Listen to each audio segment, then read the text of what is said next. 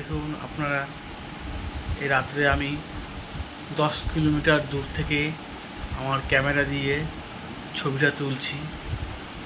চন্দ্রযান এখন আকাশে উঠছে, আপনারা দেখতেই পারছেন।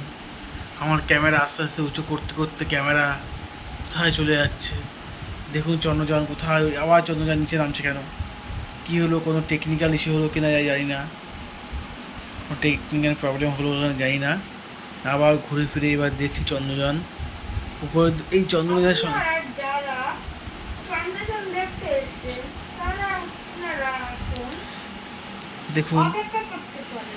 দেখুন কত চন্দ্রযানে কিছু সমস্যা হয়েছে, এই জন্যে মেকানিক্যালে চন্দ্রযান সমস্যা করে নিচে নেমে এসছে। আর 10-15 মিনিট আপনাদেরকে অপেক্ষা করতে হবে। নমস্কার। দেখতেই পাচ্ছেন চন্দ্রযান এখন চন্দ্রযানকে থেমেছে। আবার দেখি হয়তো আকাশে 9, 8, 7, 6, 5, 4, 3, 2, ক্লিয়ারলি ভাবে আপনাকে দেখাই, তাহলে দেখতে পারবেন।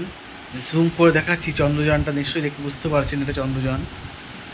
আগুন জেলে উপরে উঠছে চন্দ্রযানটা, দেখতেই পারবেন, দেখতেই পারছেন। ক্যামেরাটাকে আরেকটু জুম করে দেখাচ্ছি, দেখুন চন্দ্রযানটা দেখতেই পারছেন, আগুন জ্বলছে। এই কী ব্যাপার, চন্দ্রযান ঝট করে লিভে গেল কেন? সব একটু যান্ত্রিক ত্রুটি হয়েছে কিনা জানি না। এখন চাঁদে পৌঁছে গেছে। পৌঁছে গেছে। ও সরি, তার জন্য অদৃশ্য হয়ে গেছে, দেখতে পাচ্ছি না। Okay, thank you, good shot Kalipada. বাকি কিছু বললাম না।